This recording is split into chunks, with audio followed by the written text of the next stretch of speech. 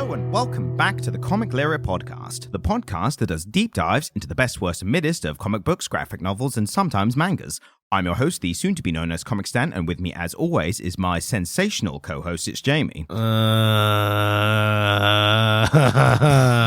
should use a different descriptive term. I left a very last minute, which we'll get into why, and I looked to the comic we're doing, and I was like, I'll just nick that. That's sensational works. Exactly. So we are doing Sensational She-Hulk. Before we get into that, I think we should explain where we are right now while recording this episode. Yeah, because if not, it's just going to be an elephant in the room. Yes, and that elephant is both ill and been out last night. We're both a bit under the weather today for different reasons. You are legitimately, you're recovering from a legitimate illness. Yeah, a legitimate illness, which led to me not having a voice for a week. Which turns out essential for podcasting. Yeah, really useful. It turns out, yeah. So I still don't really have a voice, but I have enough of a voice that we can do a podcast episode. So I apologize to our listeners for the state of my voice today. I would say it doesn't warrant an apology because it's literally something you can't control. Yeah, and I think some people like the husky voice. Don't know if it's a podcast thing or if it's like a blues singer thing specifically or not. I don't know. Depends. I myself, it's more self-inflicted. Was out and about last night, but this was the only time we could do it. So we are pulling together and we are doing it for the fans. We are recording nearly a week late, the day before release day. It's crunch time, but I must admit, one thing that really is getting me through this is that I liked the comic. Well, we are about to get into that because I've got a bit to say. Did you not like it? I'm not going that far, but okay. I've got a bit to say. The one thing I'll also point out is it will be a slightly shorter episode than usual for the reasons we just said. We don't think we can really talk and keep the energy up for as long as we normally do. And I'll also be editing this within that crunch time. Literally overnight. The aforementioned crunch time. So, yeah, we'll see how we get on. If you're one of our power users who download and listen to our episodes on Monday when they go out, know that we were having this conversation barely 20 hours ago. We are committed to the craft. I mean, the actual time wasn't even confirmed until it wasn't confirmed until earlier today. So. But and we've both got our respective teas, so hopefully that'll get us through it. I think it'll give us the energy and the power and the calmness and all the things. You put gin in mine, right?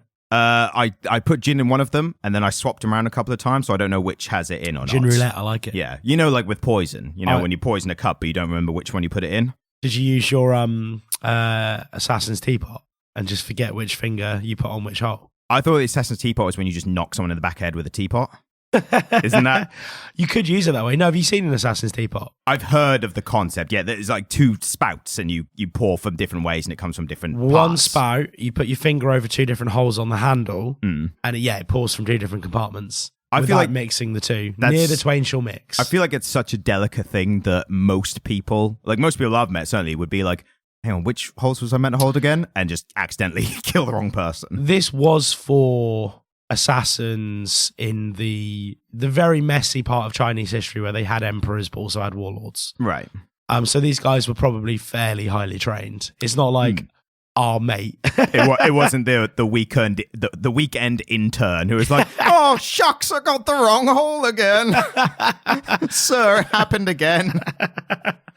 Oh, that was a weird tangent. Anyway, Sensational She-Hulk. Sensational She-Hulk. Now, before we get into this, this was one we wanted to do just to kind of do a current one, get it in there for the end of the year, wrap up, best of 2024. I've wanted to talk about She-Hulk with you for ages. Yes, a great character, a lot of great stuff. I've read some She-Hulk before, which I've really enjoyed. I think the one I enjoyed most was the least She-Hulk title. Right. It was one that took place after Civil War II, in which she woke up from a coma she went into coma during a battle with Thanos. Yeah. And then when she woke up from the coma, she found out her cousin Bruce was dead and her, at the time, boyfriend James Rhodes was dead. Yes, you told me about this. So that title was very much a PTSD heavy, introspective. Is James Rhodes War Machine. Yeah, fuck, yes. She was with James Rhodes. Yeah, but there's a bunch of like mid-level characters that just always get around with each other because writers just like, these two are a couple now, like that kind of way. And also, I suppose supers are kind of like celebrities, whereas like they can't date us mere mortals. Oh yeah, peasants, absolutely not. No.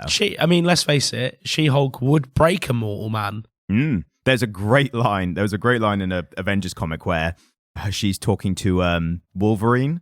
And she's kind of being like friendly and like a little bit flirty. And Wolverine's like, yeah, I'm just so you know, I'm not interested. She's like, what? Like, is it a bit taken back? Like, yeah, you know, where's this coming from? I wasn't even doing that. And he's like, yeah, I heard you got with Tony Stark and I don't want any sloppy seconds or something like that. And she's proper like, who the fuck is telling people that I slept with Tony Stark? Like, Jesus Did she Christ. sleep with Tony Stark? I don't think so. But again, it's also that thing on a long enough timeline, all superheroes have fucked each other. Like, that's just... That's fantastic, isn't it? It's good to know, isn't it? Oh, I love it. But yeah, that PTSD one I thought was really good, but it was very unlike She-Hulk title. So I don't want to say like this is the She-Hulk written at her best, because it's not. It's very different from what you would expect from a She-Hulk line. Didn't they bring an element of that storyline into one of the films? A little bit I mean, Hulk and She-Hulk characters always have a bit of dabbling of like what kind of real world like mental stuff can we use with the whole Hulk transformation. And am I right in saying that She-Hulk got something on Disney recently? Yeah, she had her own TV show, She-Hulk Attorney at Law, which was it good? It was all right. And I say, I watched it, and I say it was all right because there were some good bits, but there were also some lacking parts. Okay. For one thing, so one of the most egregious things about it is the whole point of it was she is a lawyer, come superhero. Like she's kind of both those. And the problem was when they wrote the show, when they're creating the show, the writers admitted that none of the writers on the show knew anything about law or courts or any of the legal stuff. And they didn't get anybody in. No, exactly. And it's evident in the show. And the problem is, like, it could still be good without that, but when you're literally, not only is she, a big part of her identity is she is a working lawyer who also has superpowers and does superhero stuff. That is like core Jennifer Walters part of identity.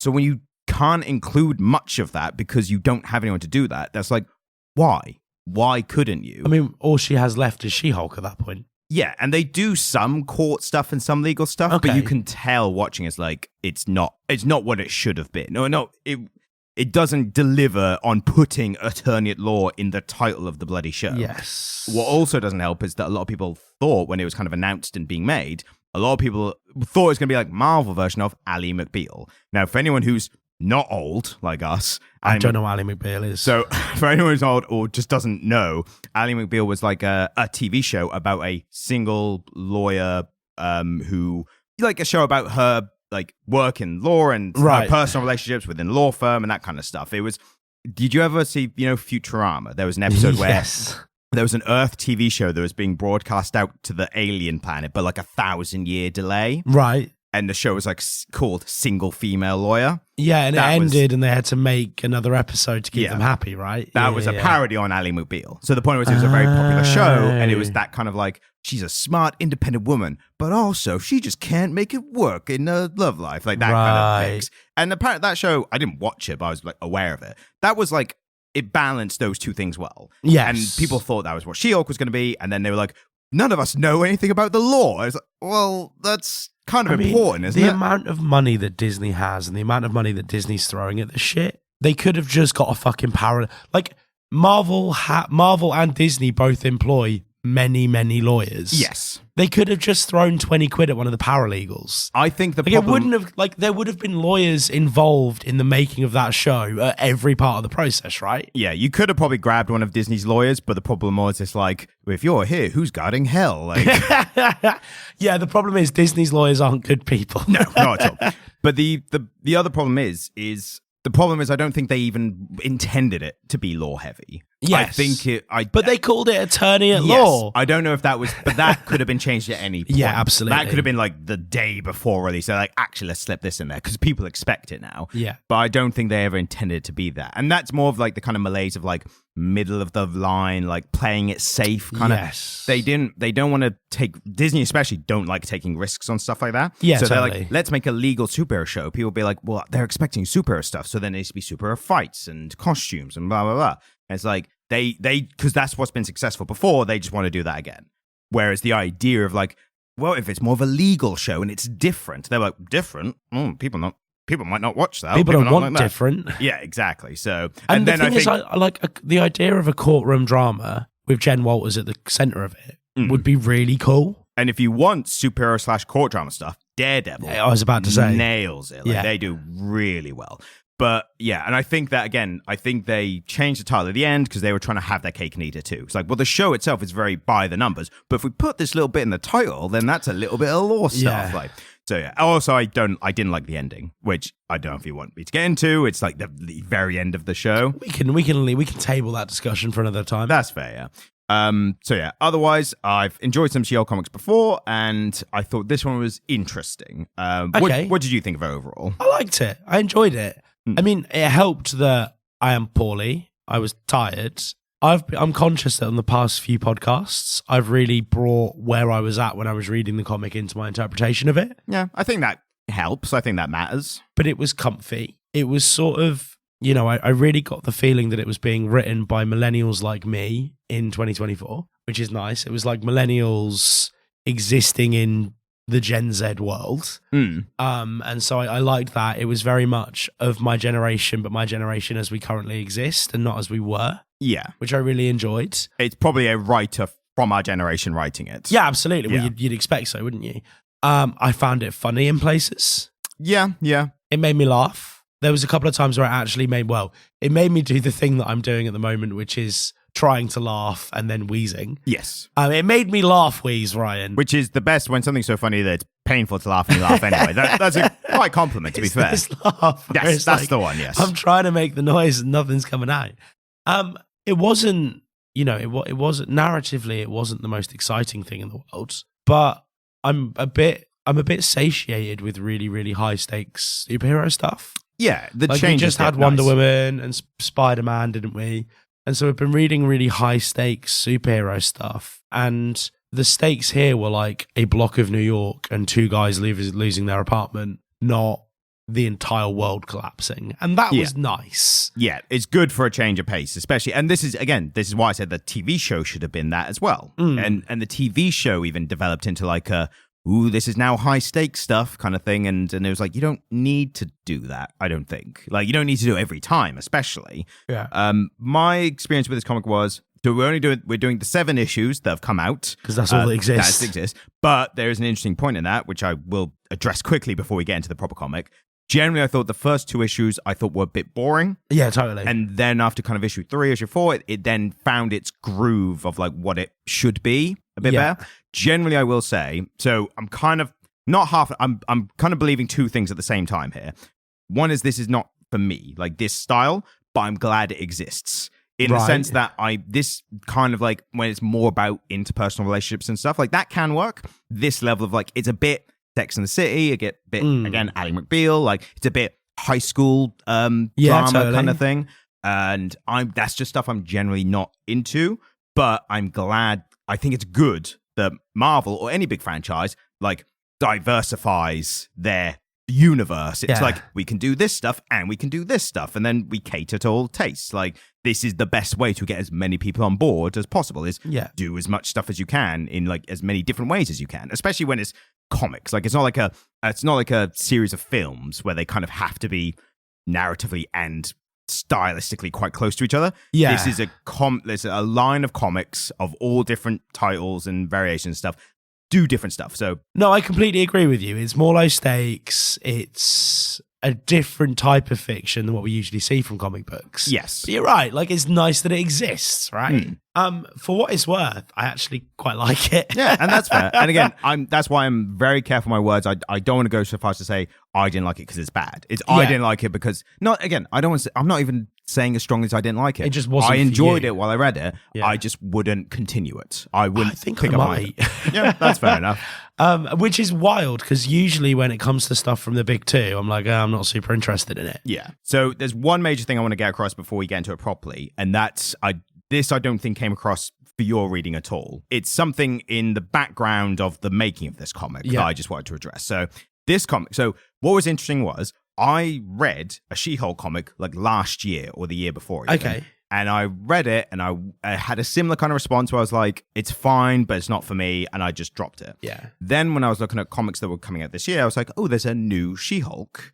So I wonder if it's better or worse than the one I read last.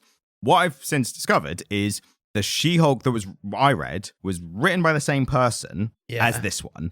So what they did, and it's different artists. As far as I can tell, looking at it, the art is not that different from the previous one. So what they've done is they started a She-Hulk title, and the plot of the one I read last year, which I wasn't that bothered about, was this character who we'll get into later, Jack of Hearts, turning up on She-Hulk's door. So when I started reading this one, I went, oh, is this the same comic I read? And so what's happened is they started a title, issue 1, She-Hulk, 2022. Yeah. Did 15 issues of it. And then they've relaunched a new number 1, but the same writer, different artist, but very similar art style. So it's kind of a sequel. Well, this is what I'm thinking is, I wouldn't even say sequel. I think they shouldn't have bothered renumbering it. It's a continuation of that run. Yeah. And I must admit, this was one of my complaints, is that I got a general sense that it was really quietly trying to tell me that without actually telling me. Yeah. Because there were constant references to things that had happened in that previous run, and they were saying, oh, you need to read issue whatever of this run to find out about this thing that we're referencing, right?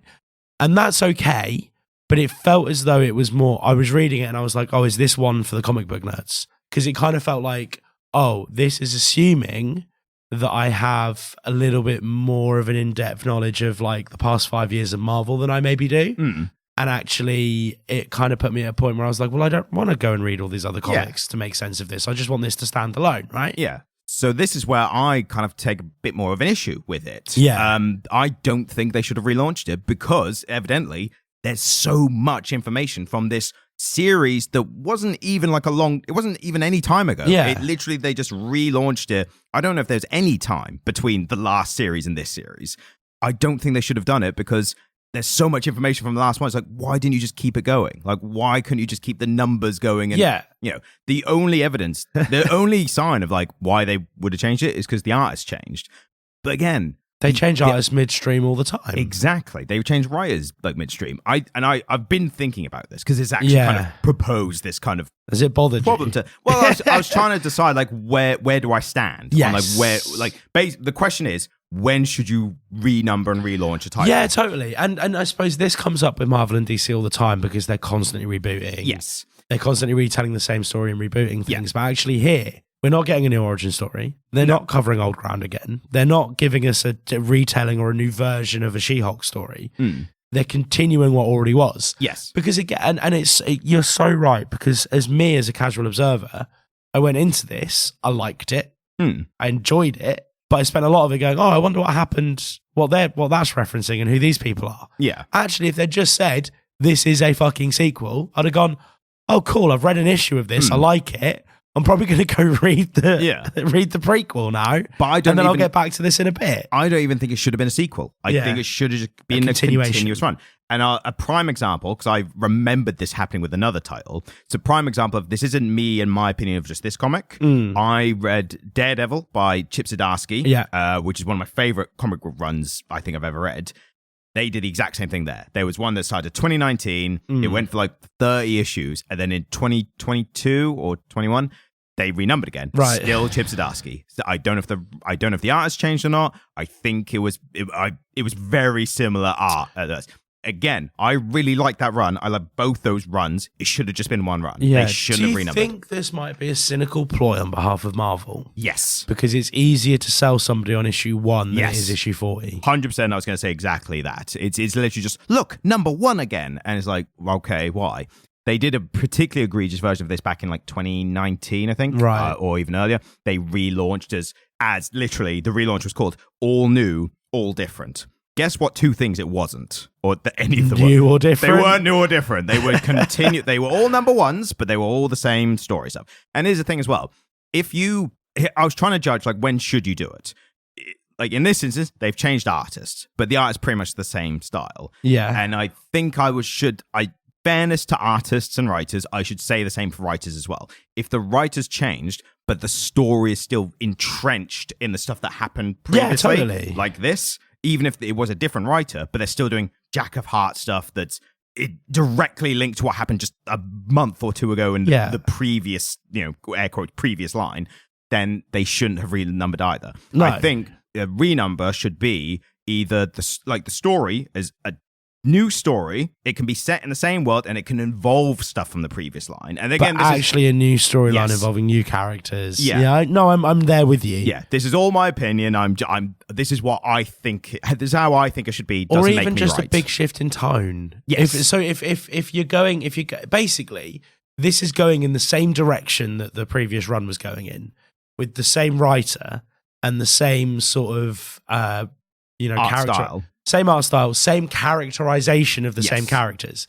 If you want to wildly recharacterize a character, you want to change some fundamental things about some characters, or you want to change it tonally or go in a different direction, then number one. Yeah. I think if you're relaunching number one, it should be because either the writers changed and it's a new story and everything, or the art style has drastically changed. Yeah. I think you can get away with like mild art change if the story's continuing the same. I mean, that's happened out of necessity on runs where just an artist will drop out or quit or be fired or whatever, and they just bring a new artist and they just kept going. On some level, though, it has worked. I mean, for us, but I feel like I've been tricked, So we're an interesting use case. And our use case for comics is different than the average consumer. Yeah. Because we are talking about comic books, and because of that, we're always looking for something new. Because we always want to be talking about what's happening right now.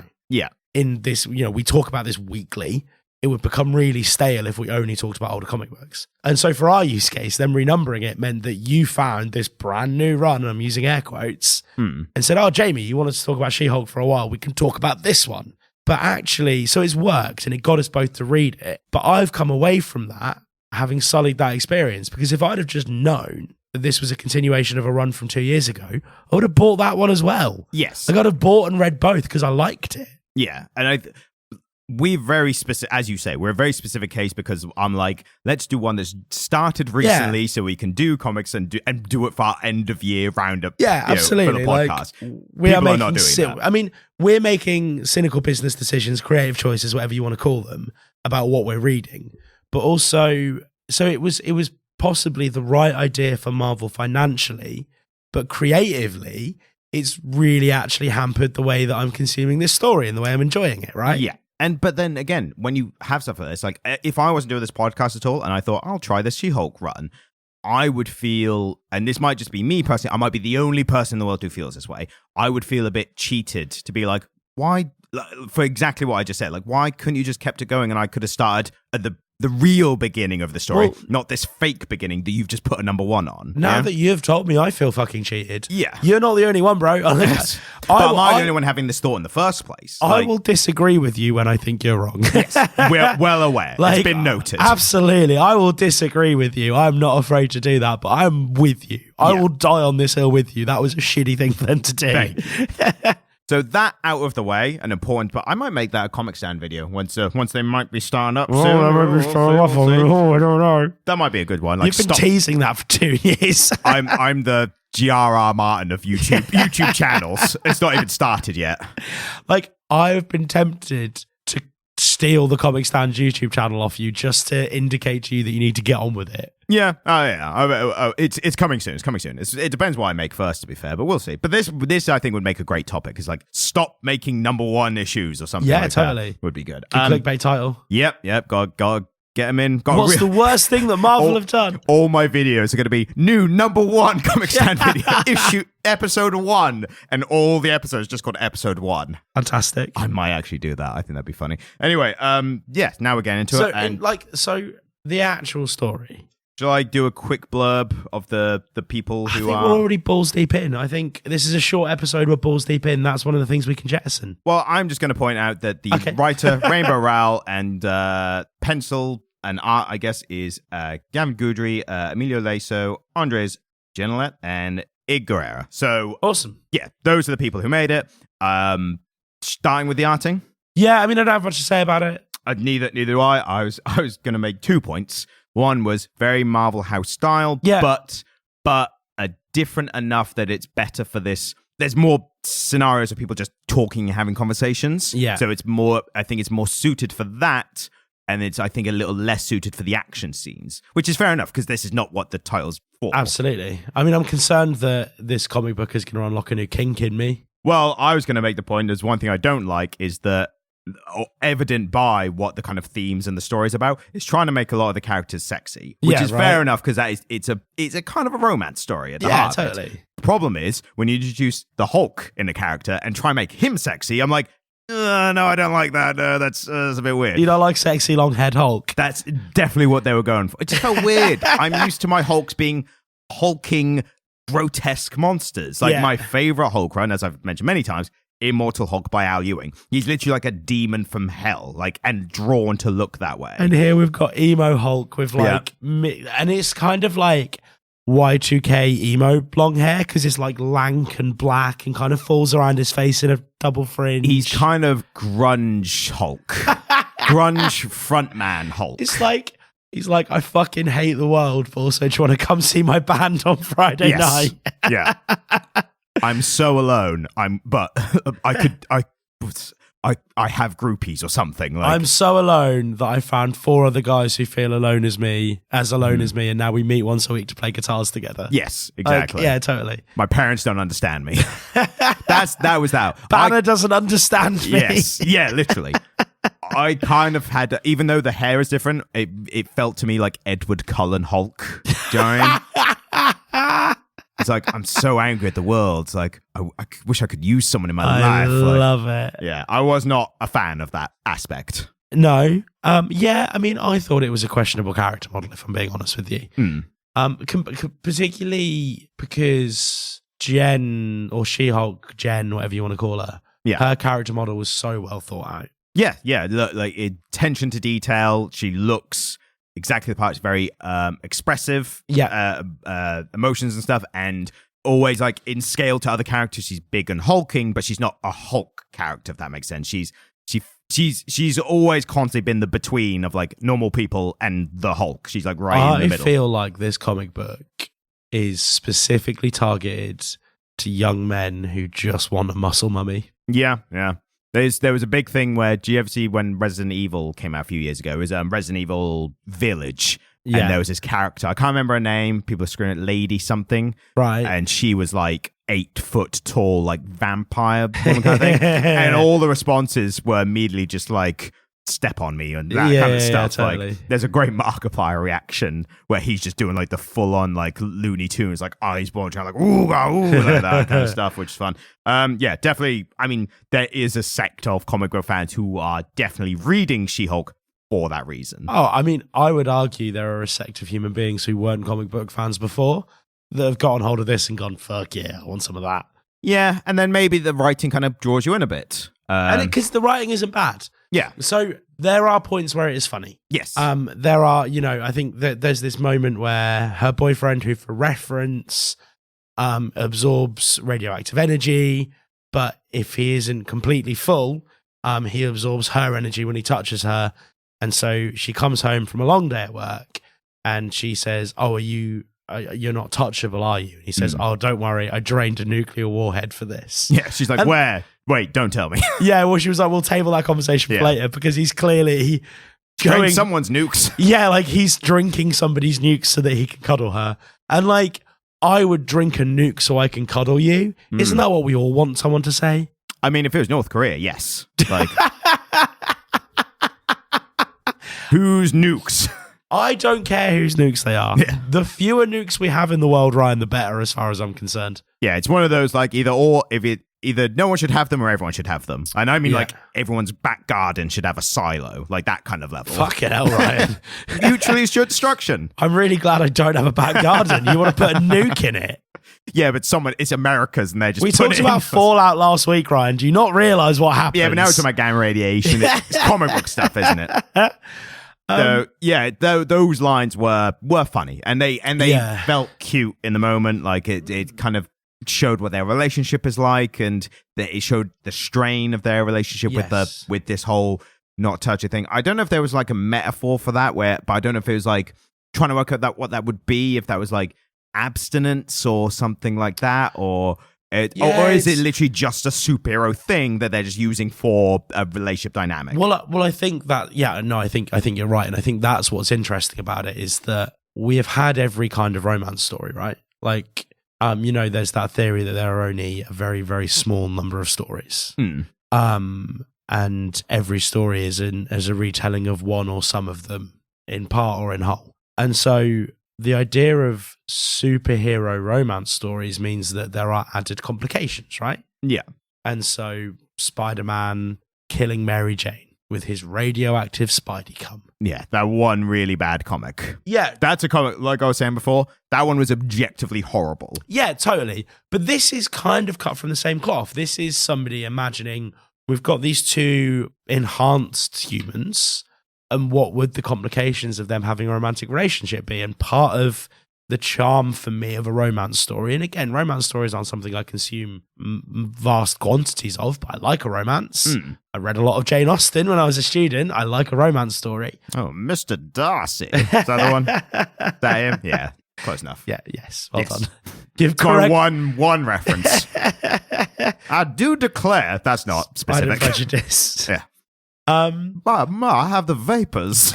That's probably not it either. But no, I like a romance story when they're good. Yes. And I think actually looking at these two enhanced people and saying, what would the other complications be of them dating? Yeah. What, part of the charm of a romance story is the tension and release. And so actually there being this intermittent tension between them that they can't always touch. I think that's interesting and it's kind of sexy. I don't want to bring this up again because I bring this up a lot, but I do think the best version I've seen that in possibly all fiction was Human Target. Yes. That was such a great execution of that. It's interesting because we're two dudes who know each other quite well talking about stories. And sometimes it's really hard for me to be like, Ryan, this comic book's kind of sexy. Yeah, that was. But that was a credit to the writing. It was meant to be the attention and release, and it wasn't sexy of that. I think that word gets used rightfully so in the tense of leering and objectifying and that kind of thing. That Human Target especially was a will they, won't they, tension building, that kind of stuff. So I don't like to draw differences along gendered lines because it's 2024 and I don't really buy into the gender binary that much anymore. However, that kind of sexiness where it's about the domestic side and the tension, that's kind of for the female gaze, not the male gaze. Really, I think, I mean, and again, I'm speaking in the most general terms here. Yeah. And obviously, I'm conscious that everybody's different and we're all unique, and gender's a fucking spectrum. I'm so aware of that, and that is my worldview. Yeah, my thing is, I say generally, and that is just it's general. It's when it's avoiding saying things like all men do this and all women do this. Exactly, because that's just not true. Because all men doesn't even exist. Yes. It's not a term that exists. However, that idea of tension and actually seeing the interpersonal side of a relationship play out. Kind of sexy, more for the female gaze. If you're looking at something that is designed to trigger and elicit that response in quote unquote men, as much as that, men even exist anymore, you're looking at something a little bit more overt. Yeah. What was that comic book we did about where the murder happened? Where the body was? Where the body was. Yeah. Where it's just fucking titties everywhere. Yes. Right? That's what I'm saying. Oh, bloody World Tree. Jesus. Fuck me. Can a woman put on clothes? Yes, once, and it's overalls, and they're not overall. But again, so for me, I think the idea of building a little bit of sexiness into it by characters having a bit of tension and wanting each other but not being able to have each other all the time. That's Romeo and Juliet, isn't it? The core premise. Absolutely. And that's kind of sexy and that's kind of interesting. Just showing me a bunch of illustrated titties isn't actually that interesting to me. No. But and so I kind of liked that element of it, and I thought, oh, this is really nice. This is a relationship between two young people playing out in a really fun, kind of believable way. Yeah, it was especially appropriate because it's a fairly new, recent relationship as well. Problem is, for me, avid comic book reader, I see new relationships between characters all the time. Yes. So it's the same thing with characters dying. We had this thing in the Justice League King Kong Godzilla thing. Yeah. I was Superman's dead, really. Oh, like, yeah, fuck bollocks, off. is he? And you were like made the valid point of like they believe it in the moment. Yeah. But and we don't know what's happened within that universe, but I was like, he's died a bunch of times. Yeah, He's totally. probably done that in this history. And again, with these characters, I've read enough comics. Like I mentioned earlier about James Rhodes and She-Hulk being a couple. More recently, it's James Rhodes and Captain Marvel. Right. And they have a... He's moving on up in the world, isn't he? Well... He's trading up. I mean, they have an interesting thing because they've both got military backgrounds, so that's kind of like their shared kind of thing as well. But again... Yes, sir.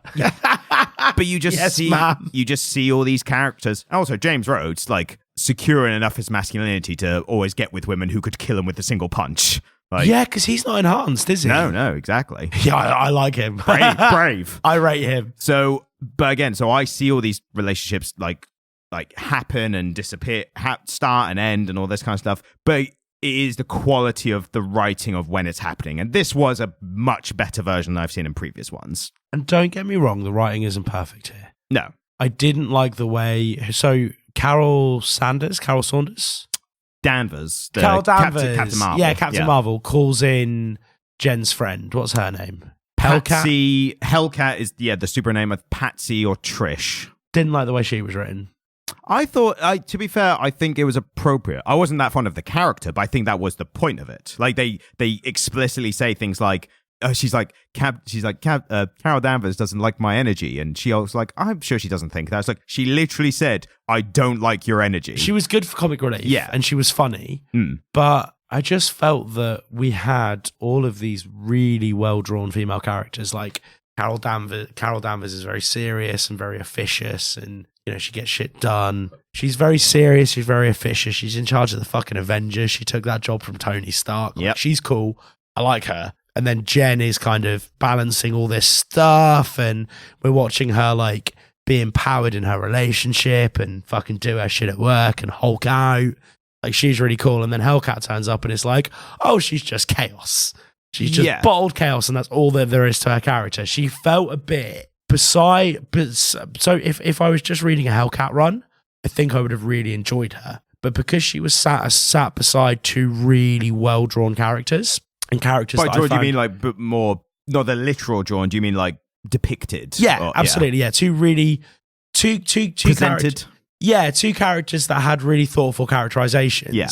To then see this character that just was a bit more one note, she sort of fell a bit flat for me. I would have agreed with you about that specifically up until the point where, so spoilers for the 7 issues, I think it's a short enough run and it's not story heavy enough that I don't think we worry about spoilers. We're going to talk about the story. It's still worth reading if you like that. There isn't much story. No, and exactly. There's not a lot of plot here. That's not the point of, I think, these 7 issues, especially. Yeah, totally. So, but there's a bit where they're in this basement nightclub and it starts getting infested by demons from hell. Turns out Hellcat has died and gone to hell and come back. Yeah. And I did like they put a little bit of like, she's uncomfortable talking about that and reliving that kind of thing. So when the demons come up, it's like, oh no, the thing that she really doesn't like to talk about is happening physically in front of her.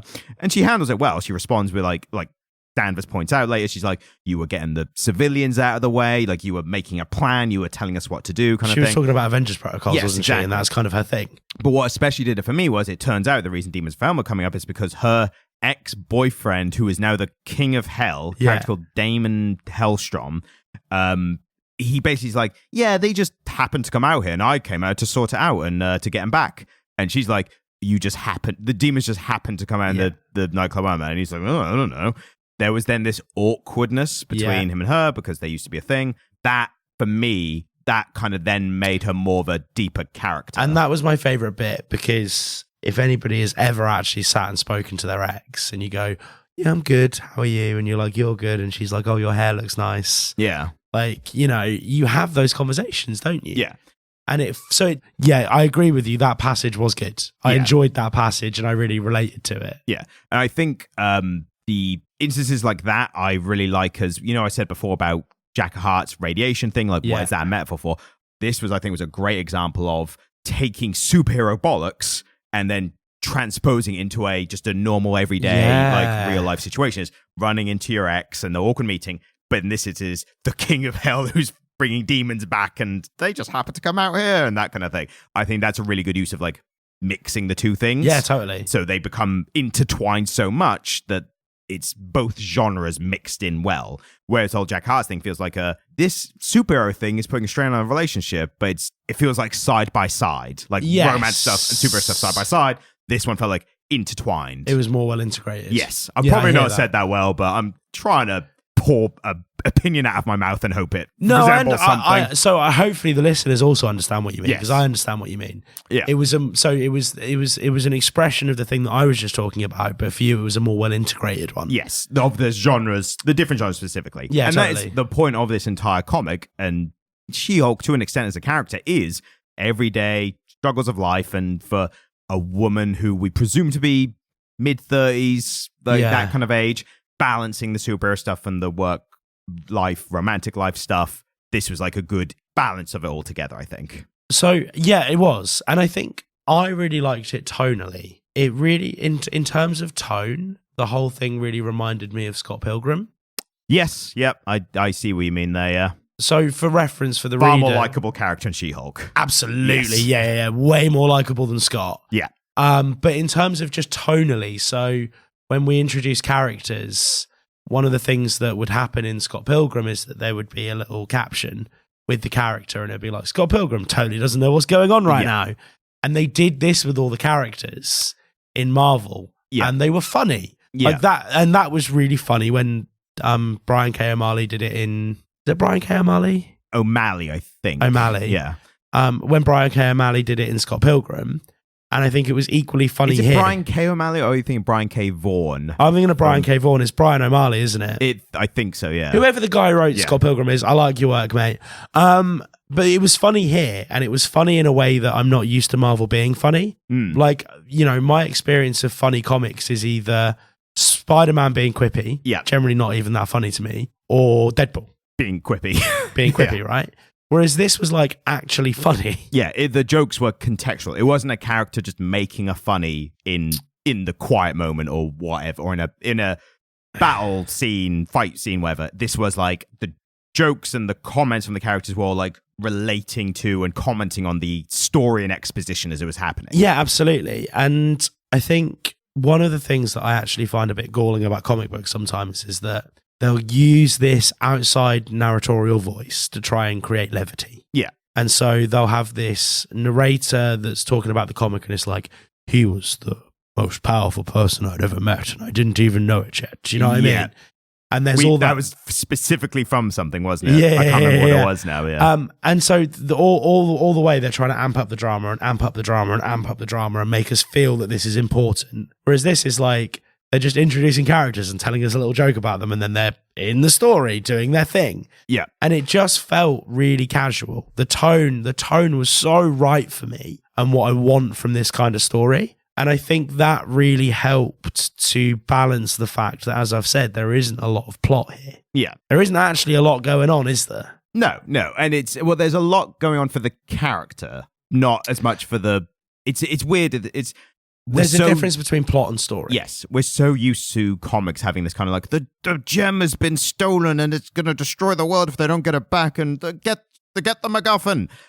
This is definitely a lot more like what's going on with Jen and her personal life and how is she dealing with it and those kind of things. And again, I think the fact that the events of the previous run, or earlier in the run, as we should start to refer to it. Yeah. So I can watch the vein in Ryan's neck start to go down a little bit. Yeah. I'm not even that bothered by it. I thought it was more of like a necessary critique of I know, Marvel I fully agree with you. I wasn't aware of it. I think there should be a comic that every issue is issue number 1. They should just throw full hog as a big 1 on every issue.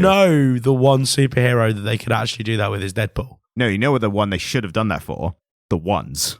Oh, that great comic from last year. You've ruined my day.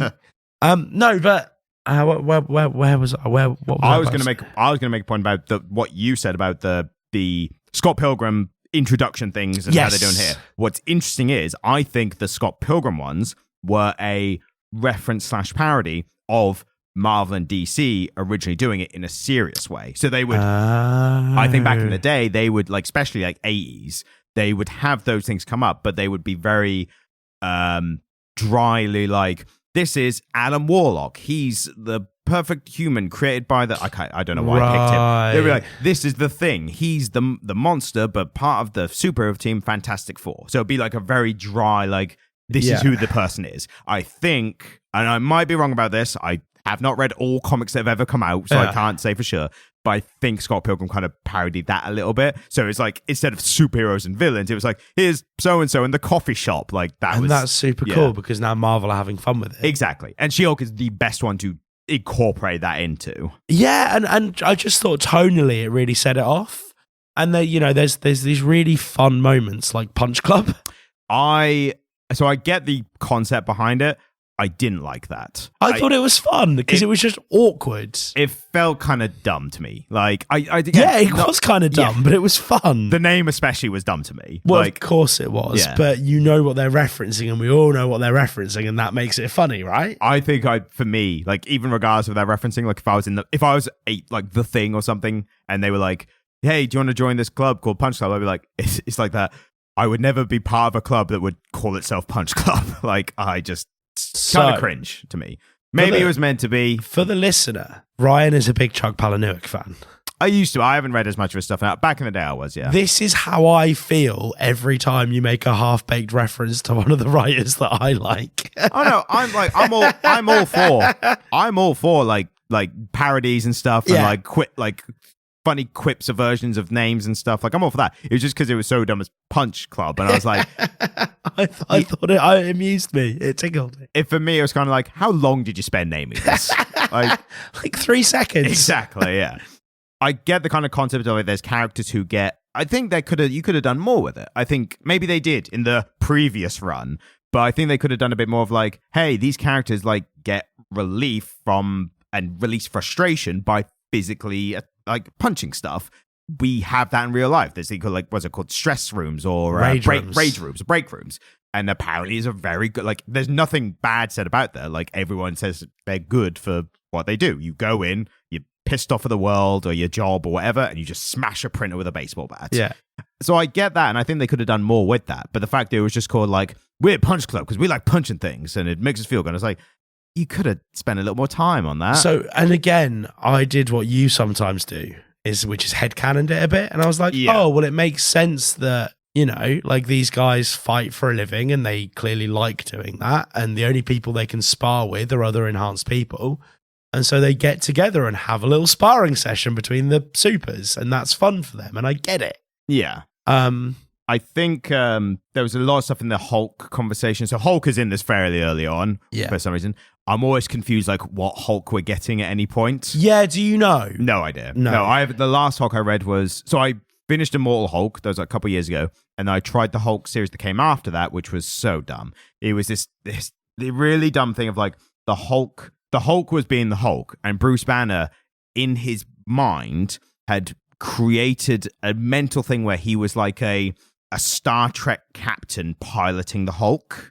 And that was like how he mentally like viewed it now. Like that Black Mirror episode. Yeah, basically, yeah. And that was, I read like 2 issues and I was like, this is stupid. Like, this is, especially if it in a vacuum, maybe I would have viewed it a little better. But coming off Immortal Hulk by Al Ewing, which ended quite messily, but still tonally was like hit so well. Tonally, it was super interesting, wasn't it? To come off that and then get into this, I was like, this is dumb. So I haven't read Hulk for a while. Yeah, I mean, I think the key thing here is we can talk. I mean, we both know enough about Hulk to be able to talk about what type of Hulk we have. Yeah. We have an articulate Hulk. Yes. Hulk is sometimes nonverbal, sometimes he can talk. Here we have a relatively articulate Hulk. Still quite angry and smashy. But not the most angry and smashy. No way. Like sometimes you get a Hulk where he hulks out and all he can do is smash. Yes. And then once he's done smashing, he calms down and Banner takes back over. We've got a Hulk who's able to still be hulky, but sit and have a conversation and be reflective. Yes. It was very interesting. I don't know if this is related to what the Hulk series is doing right now, but it's interesting. He commented that Banner's gone. And that was very interesting. And it was interesting for She-Hulk to be like, she was a bit like, not even distraught. She was a bit like, oh, what? Banner's gone kind of thing. And a bit in my head canon, I think she didn't believe it. But she wasn't going to be like, you're wrong. She'd like, that's what he's saying right now. And yeah, I mean, and when I read that, just looking at her dialogue, I'm right there with you. Because this has happened a bunch of times. It's like, it felt to me that she was sort of going, right, this happens a lot. There's no play along for now. No point in arguing with the Hulk, right? Yeah. Like, why would I bother arguing with the Hulk? He's just going to get more angry and stay hulky. What she actually did was try to calm him down. Yes. And so she went, well, if I just let him calm down, he might turn back into Banner, right? Yes. I mean, and again, because we didn't get a fucking running play-by-play as to every thought that was going through Jen's head while we're reading this, we can't be sure, but it gave us space to imagine what was going on in this story, and it gave us space to imagine her complexly. And I've made this point before in a less articulate way, but I said when a story gives you room for headcanon, but it's not required. Yeah. That's, I think, the sweet spot. It's like, I remember that. Because when you create that in your head, that actually, I think, that creates a connection with the title because you're invested in it to fill in the blanks yourself, but it's not a plot hole where you have to be like, oh, well, I'm sure it was because of this. Like, you don't have to fill in the blanks. We were able to read it. I mean, and what's interesting is we got to largely the same point in our reading, but just with slightly different outcomes. You know, you're sort of saying, oh, well, she doesn't really believe him. And I'm like, well, maybe she does believe him, but actually she's trying to appease the Hulk and calm him down so he turns back into Banner. What we see is her actually get the Hulk to sit down and have a quiet conversation with her and stop smashing things. Yes. And that's what we needed to know about that character. Yeah. Is that actually... she's a de-escalator. Yeah, exactly. Yeah, she's a great de-escalator and she's really, really good at managing people. Because she's a lawyer. Because she's a lawyer and that's what she does. She is mindful and purposeful in the way she speaks. And so, yeah, no, I completely agree with you. Like, even though we came away from it with different perceptions of why she was doing this thing, we both recognized what the character was doing and what it's telling us about this character. And so on that level, I think this is a really well presented story. And another aspect, which I had, again, I don't know if it was different to yours, but I thought she was speaking to the Hulk, not just or not solely to calm him down and get Banner back, but also to actually, or maybe that was the intention originally, but I think it developed into cultivating the relationship with the Hulk persona. Yeah, absolutely. So I think whether she believes, because again, this is a whole, if you read Immortal Hulk and stuff, or even any other Hulk title, you see that they're strictly separate personalities. Whether she knows that or not, or believes that or not, but she did seem to be like, whether she was trying to bond with the Hulk persona, or she was bonding with Banner in Hulk form, I think can go either way. Like, It depends what she believes, and we don't know, but we don't need to know. But it's interesting because the one thing that she does is acknowledge that they're separate people. So she says, oh, Banner's my family, I care about him. And then she looked at him and went, but you're also kind of my family too. Yeah. And so she's acknowledging him and she's, you know, she makes the fucking Hulk feel seen. That's amazing. Yes. But again, we don't know. Does she believe that, or is she lawyering him? Is she reinforcing what his very explicitly stated, Banner's gone, only Hulk now? Yeah. So like, you're not going to be like, actually, I'm going to correct you on that. Yeah, totally. You're de-escalating. You're going to be like, yeah, no, I agree. We don't know if she actually agrees or if she's playing along. By the way, she's still doing it for someone she cares about. It's whether you think, is it one person or two people in one body kind of thing. So I think we need to kind of barrel towards the ending. Yeah, sure. I was going to make a point to say very quickly, I think the Hulk conversation, I think for me was when I thought, oh, there is something more here. And that was the end of issue 2, maybe even issue 3. But that was the point where I went, ooh, there is actually some good writing here. Yeah, totally. Because everything before that was felt by the numbers. Like, those first couple issues weren't as exciting, were they? A Hulk character has turned up who stole someone's blood before in the last run, the last separate run. And that just felt a bit superhero shenanigan-y, didn't it? Yes, but it led to the Hulk conversation, and that I made the note of. That was, I think, the first thing I made note of liking. I was like, I like this conversation, and then it got better from there. So just want to point that out. So I don't like the way that sort of issue 7 wrapped up. I don't like, there's a big contrivance that I don't like in this. Yeah, me too. Which, I don't know if it's the same one. It's that I didn't like that, of all the places, yes, they happen to run into this person from Jack of Hearts past. Would you like to take the floor on this one then? Because I'm right there with you. It's just exactly that, isn't it? They go to this resort that seems to be right. It's like right close to the sun, and the whole point is they're going because the radiation means Jack will be fully charged the entire time. Yeah. She-Hulk's immune from the sun's radiation. They can just have a weekend away. Yeah, and then lo and behold, wouldn't you bloody know it? Of all the places, woman from Jack of Hearts past is there as well. Yeah. And I think I liked the story and the depth and stuff that they had post that. Yeah. But I could not forgive what are the bloody odds? I think that kind of soured it a little bit for me. And maybe I'm just being like a pedantic asshole comic book reader, like, I don't like that. I fully agree with you. And the fact that they then, sort of, she went down to the bar in her nice dress and has a conversation where she can... so happened to be talking to that same person. She consoles his ex-girlfriend, and then he walks down and then he just fucking ditches her for the ex-girlfriend who's also been hired to kill her. It's just all a bit contrived, isn't it? And it bothered me because it was doing so well.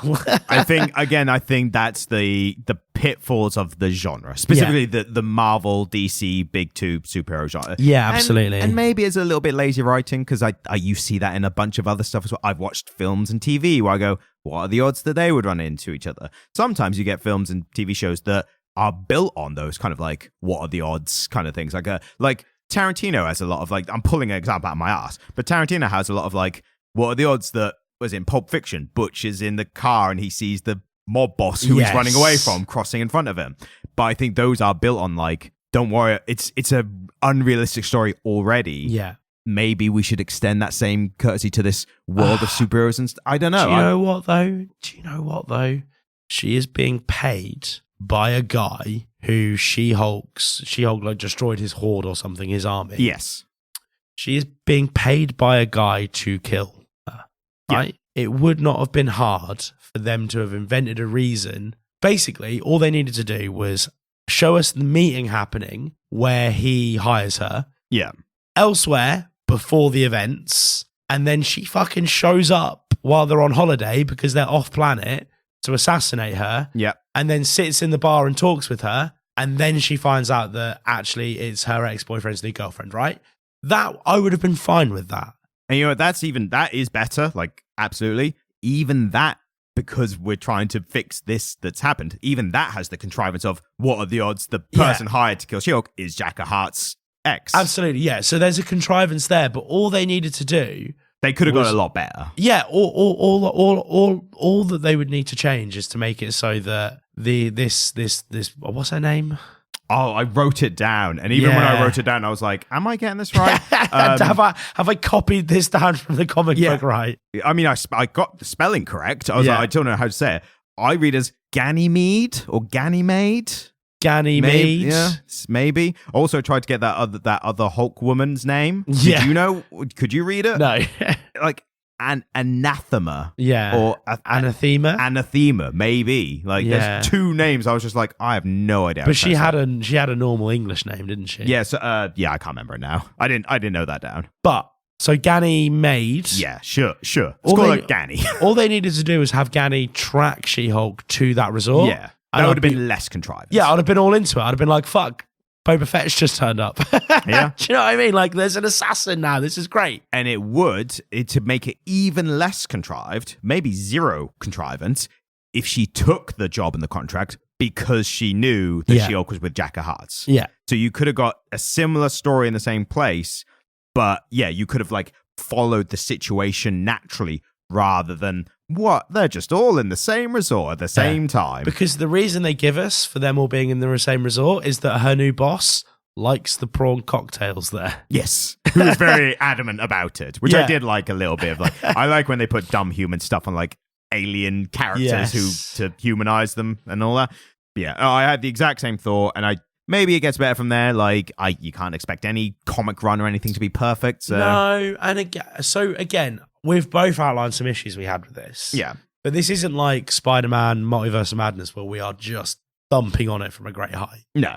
Like, this was largely enjoyable. I think if you are up for a sort of millennial Is there a genre name for this? Because I was trying to think of this earlier. Because there's some mangas that do this kind of genre, isn't there? Like high school or young teen, or young adults, interpersonal stories, that kind of drama. Yeah. Hang on, I'm going to search it because I do want to get the name. I remember that it was used to describe Scott Pilgrim because that was like a Western version of it. So I'm just going to quickly look that to see if I can find that. Couldn't find the term that I was thinking of. I think I confused it with just a general manga term. The best to describe it is just romantic story, comedy, rom-com, like comic form, essentially. Yeah, I mean, there's some drama here. I did note some lines that I liked that I thought were funny. Yeah, go mainly for it. two. One was, so I always like in this kind of stuff where they do superheroes or supervillains full in costume in a waiting room of a law office, like that trope. There's two characters. What are they called? The opposite of the Eternals. I can't remember the term now. It was something like, I can't remember the term now, but there was two characters. They're talking about their living situation, and she asks about employment, and one of them says, "Ransack is between commitments," which I thought was funny. Yeah. There's also a part where the Hulk is smashing up New York, and a bunch of people are filming on their phones, and someone shouts from the side, I'll give you something to smash." Yes. So great little lines. Really fleshed out the world. Oh, yeah, no, there was some funny moments. Like, I really liked where the guy said he was between commitments, said, I've actually been doing some light telephone work. Like, I've been doing call center work, all stuff that I can do remotely, though, because nobody wants me showing up. Yeah. And I thought that was really funny. I thought their whole storyline was funny. Their whole subplot was really funny. Nice little thing. Yeah, and again, there were these funny moments, and there was quite a lot of humor woven into it. Overall, I quite liked it, Ryan. Yeah, I enjoyed it. I enjoyed it for while I read it. I don't think for me, it's like I said before, it's not one I would continue. Yeah. But I think it's a good version of this genre of story or the genre of comics or whatever. So I would recommend it. If you like this kind of thing, I would recommend it to someone who likes this. Absolutely. Yeah, totally. Yeah, I think that's we've done good for all our physical limitations right now and our mental limitations as always. And I think you should take us home. Yeah, so thank you so much for listening. This episode was a real challenge to make, and I'm so glad we got it done. If you want to hear more from us, we have a YouTube channel. It's Comic Literate Podcast. We're also on TikTok. You can email us, comicliterate@gmail.com. But most importantly, just thank you so much for listening and enjoying the episode. Have a wonderful day. Next week, a different thing. Next week, a different thing. Once we get there. So, yep. Thank you. Goodbye. Thank you.